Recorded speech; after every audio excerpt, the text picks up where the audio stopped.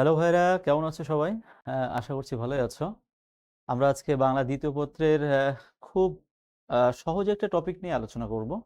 কেননা এটা এই জন্যে সহজ যে এই টপিকটার সাথে ইংরেজি একটা টপিক, যে টপিকটা হচ্ছে আমরা একেবারে ছোট্টবেলা থেকে শিখে আসি, সেই টপিকের খুব সুন্দর একটা সম্পর্ক আছে।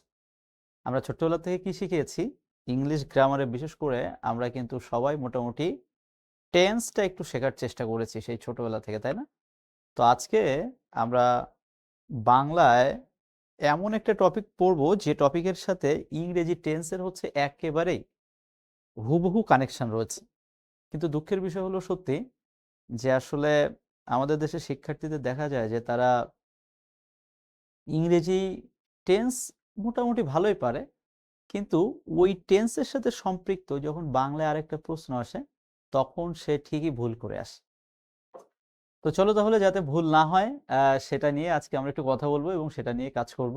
এবং আমরা বিগত বেশ কয়েক বছরে ক্রিয়ার কাল, অর্থাৎ ইংরেজিতে যেটা আমরা বলছি টেন্স, টেন্স বা বাংলায় ক্রিয়ার কাল, এটার উপর ভিত্তি করে যে প্রশ্নগুলো বিগত বছরে বিভিন্ন বিশ্ববিদ্যালয়ে এসেছে, আমরা আজকের ক্লাসে সেগুলো একটু স্মার্টলি সলভ করার চেষ্টা করব। ঠিক আছে? এবং আমরা আশা করছি আজকের এই ক্লাসের মাধ্যমে টেন্স এবং ক্রিয়ার কাল এই কনসেপ্টটা আর একটু সুন্দরভাবে ঝালাই হয়ে যাবে। তো চলো তাহলে শুরু করা যাক। দেখো, প্রথমে আমরা একটা প্রশ্ন দেখতে পাচ্ছি যেটা ঢাকা বিশ্ববিদ্যালয় 2015-16 শিক্ষাবর্ষে এসেছে। যদিও 15-16 শিক্ষাবর্ষটা একটু মনে হচ্ছে আগের, কিন্তু তারপরেও দেখো ঢাকা ইউনিভার্সিটি কিন্তু প্রশ্নটা এসেছে। সো যেহেতু ঢাকা ইউনিভার্সিটিতে প্রশ্নটা এসেছিল, আমাদের কিন্তু উচিত হবে এই টপিকটা বা এই চ্যাপ্টারটা একটু সুন্দরভাবে পড়া বা দেখা।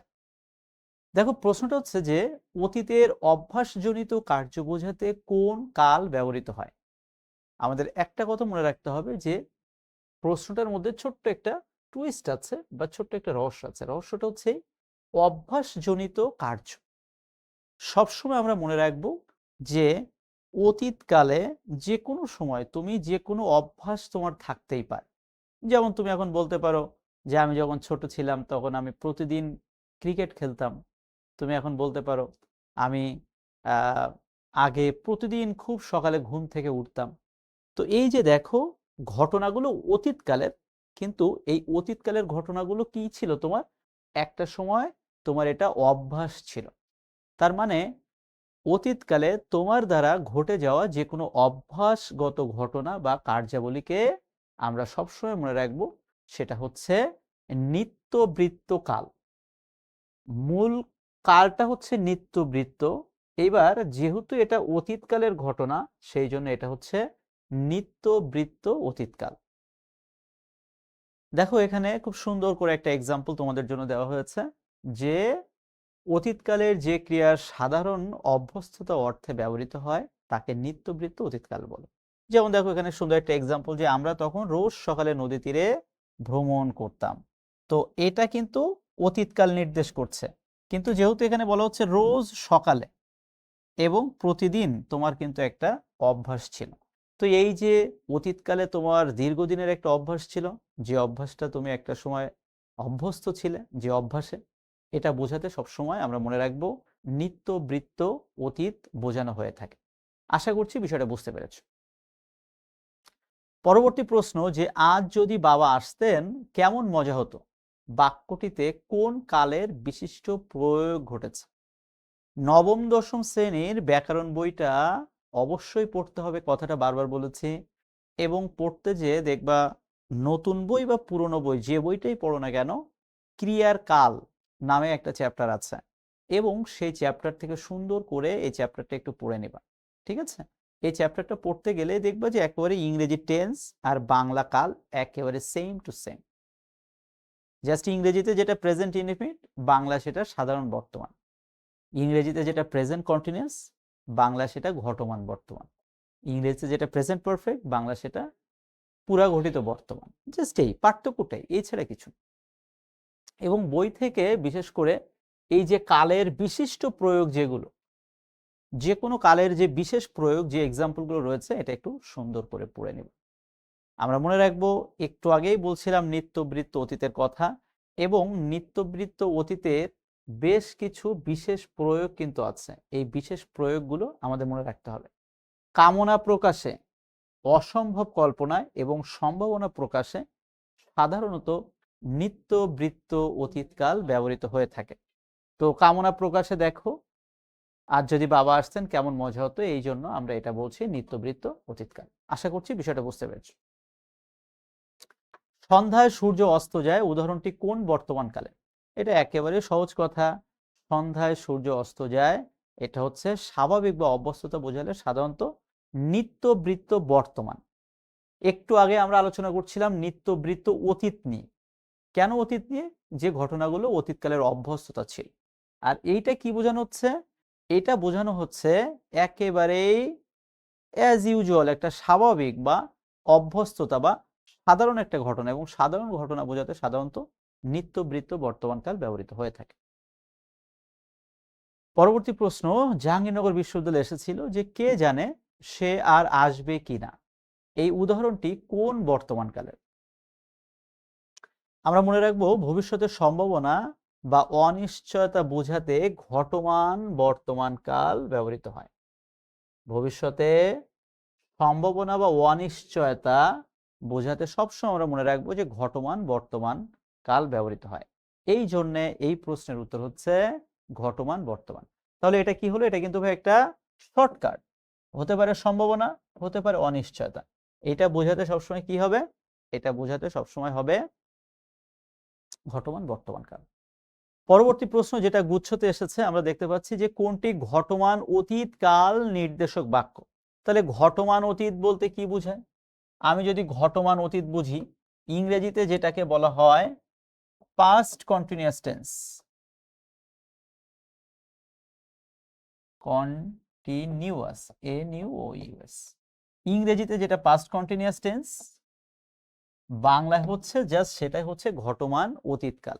তাহলে আমি যদি ইংরেজিতে পাস্ট কন্টিনিউয়াস টেন্স চিনি বা বুঝি, তাহলে আমি খুব সহজে বাংলায় ঘটমান অতীতকাল বের করতে পারব। যেমন আমরা বাংলায় সবাই জানি যে ক্রিয়াপদের শেষে যদি তেছিলেন, তেছিল, এই ধরনের শব্দাংশ যুক্ত থাকে ক্রিয়াপদের শেষে, সাধারণত সেটা ঘটমান অতীতকাল হয়ে থাকে। সো বাংলা যেটা ঘটমান অতীত, বা ইংরেজিতে সেটা হচ্ছে পাস্ট কন্টিনিউয়াস টেন্স। আশা করছি বিষয়টা বুঝতে পেরেছি। 2011 খ্রিস্টাব্দে বরিশাল বিশ্ববিদ্যালয় প্রতিষ্ঠিত হয়, এই বাক্যের হয় ক্রিয়াপদটির কাল কি? দেখো, এই দিকে হয়, আবার এই দিকে কিন্তু 2011। তার মানে দেখো, একটা অতীতকালের সিগন্যাল আছে, আবার একটা বর্তমানকালের সিগন্যাল আছে। এই যখন আমরা মনে রাখবো যে অতীতকালের কোনো ঘটনা বা কাহিনী সাধারণ বর্তমানকালের রূপে বর্ণিত হলে তাকে ঐতিহাসিক বর্তমানকাল বলে, বা তুমি সিম্পলি বর্তমানকালও বলতে পারো।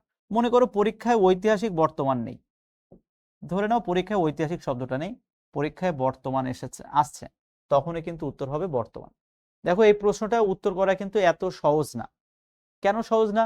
ছেলে মেয়ে যখনই দেখবে 2011, তখনই সাথে সাথে সে কিন্তু অতীতকাল উত্তর করে আসবে।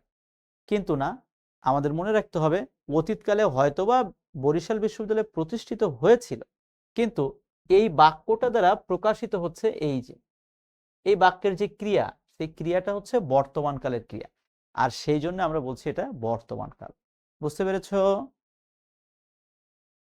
পরবর্তী প্রশ্ন, শিক্ষায় মন সংস্কার মুক্ত হয়ে থাকে, এই বাক্যে কি অর্থে ব্যবহৃত হয়েছে? আমরা মনে রাখবো শিক্ষায় মন সংস্কার মুক্ত হয়ে থাকে, এই বাক্য দ্বারা অভ্যস্ততা অর্থে এই বাক্যটি ব্যবহৃত হয়েছে। মনে থাকবে, অভ্যস্ততা অর্থে সাধারণত এই বাক্যটি ব্যবহৃত হয়। কথাটি বলে থাকবো কিন্তু মনে পড়ছে না, এটা কোন কাল? আমরা সবসময় মনে রাখবো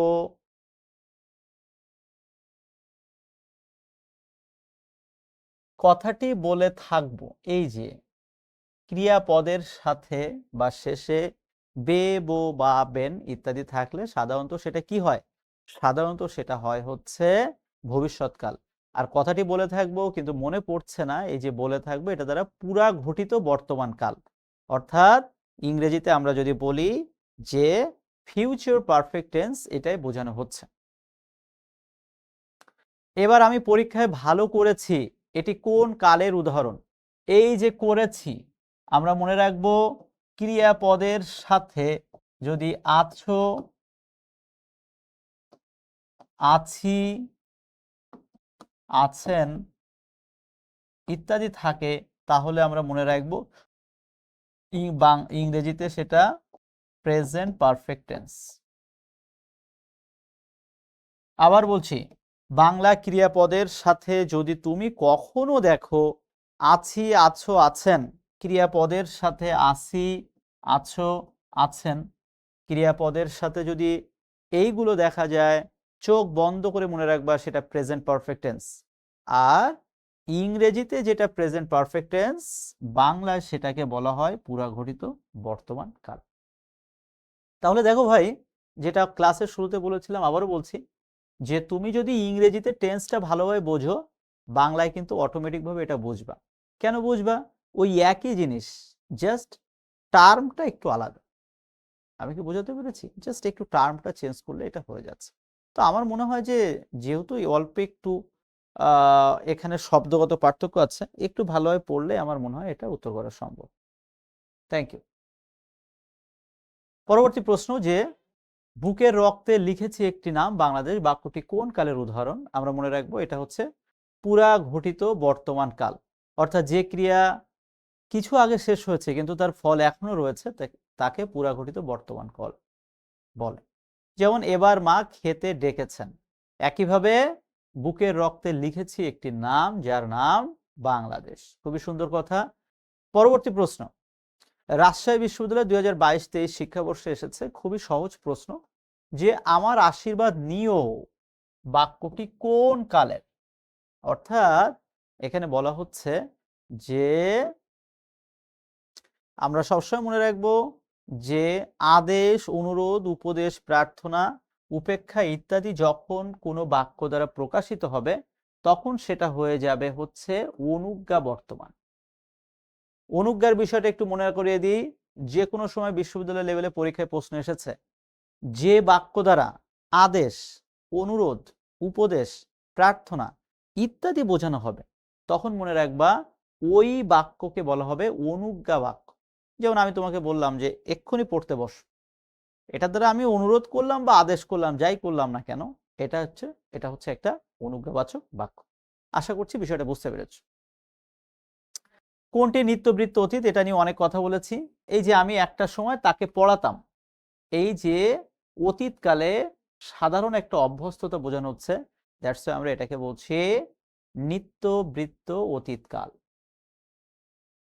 খুবই ইম্পর্টেন্ট একটা প্রশ্ন, এ কথাটা আমি বিগত কয়েকদিন ধরে বারবার বলছি, যে বাংলা ব্যাকরণের যে কোনো ব্যাকরণের টপিক কোনটা কিসের আলোচ্য বিষয়, এটা খুব ভালোভাবে পড়তে হবে, কেননা পরীক্ষায় এখান থেকে পরীক্ষায় প্রশ্ন আসতে পারে। যেমন পরীক্ষায় প্রশ্ন আসলো সমাস বাংলা ব্যাকরণের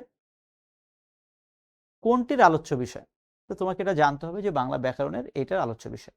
তো যাই হোক, যেটা আমি মূলত বলতে চাচ্ছিলাম যে ক্রিয়ার কাল, এটা ব্যাকরণের হচ্ছে মূলত রূপতত্ত্বের আলোচ্য বিষয়। এখন একটা কথা আমরা একটু মনে রাখবো, রূপতত্ত্বের আরেকটা নাম আছে, রূপতত্ত্বের আরেকটা নাম হচ্ছে শব্দতত্ত্ব। এত কিছু জানতে হবে না, শুধু আমরা শর্টকাটে এটা মনে রাখবো যে ভাইয়া বলেছিলেন যে রূপতত্ত্বের আরেক নাম হচ্ছে শব্দতত্ত্ব, আর এই শব্দতত্ত্ব বা রূপতত্ত্বের আলোচ্য বিষয় হচ্ছে এই সব কিছু। যেমন একটু আগে আমি বললাম সমাস, সমাসও হচ্ছে এই শব্দতত্ত্ব বা রূপতত্ত্বের আলোচ্য বিষয়। তাহলে আমি আশা করছি ভাই তোমাদেরকে বোঝাতে পেরেছি। পরবর্তী প্রশ্ন, চট্টগ্রাম বিশ্ববিদ্যালয়ে আসা প্রশ্ন, যে দাঁড়াও বৃষ্টি শেষ না হতেই আমি চলে আসছি, বাক্যটি কোন কালের উদাহরণ?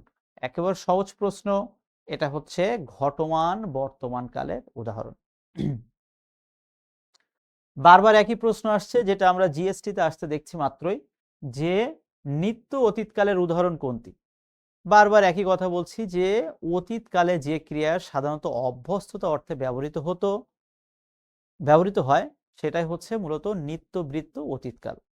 তো আমার মনে হয় এটা আর বোঝানোর কিছু নেই, কেননা তুমি বুঝতেই পারছো, একই কথা বারবার বলছি যে অতীতকালের অবশ্যই ঘটনাটা হতে হবে অভ্যস্ততা অর্থ যেন প্রকাশ করে, অর্থাৎ অতীতকালে কোনো না কোনো ভাবে আমাদের এটা অভ্যাস ছিল, সেটাই হচ্ছে নিত্য বৃত্ত অতীতকাল। তো যাই হোক ভাইয়ারা, আমরা কিন্তু দেখতে দেখতে একেবারেই ক্রিয়ার কাল এই চ্যাপ্টারটা শেষ করে ফেললাম। এবং দেখো এই চ্যাপ্টারে একটা জিনিস কিন্তু খুবই মজার, সেটা হচ্ছে ইংরেজিতে টেন্স এবং বাংলায় ক্রিয়ার কাল সেম। সো তুমি ইংরেজিতে টেন্সের কনসেপ্টটাও এই সুযোগে ক্লিয়ার করে ফেলো এবং টেন্সের পাশাপাশি বাংলাটা একটু সমন্বয় করে পড়ো, তাহলে দেখবা ক্রিয়ার কাল সম্পর্কিত যে কোনো প্রশ্ন তুমি খুব সহজে আনসার করতে পারছো।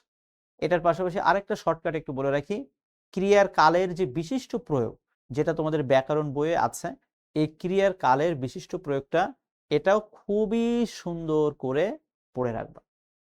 তাহলে এই দুইটা সমন্বয় করে পড়ে যাও, আশা করি ক্রিয়ার কাল থেকে কোনো প্রশ্ন পরীক্ষা আসলে তোমাকে আর কেউ আটকাতে পারবে না। তো সবাই ভালো থেকো, সুস্থ থেকো, অসংখ্য ধন্যবাদ।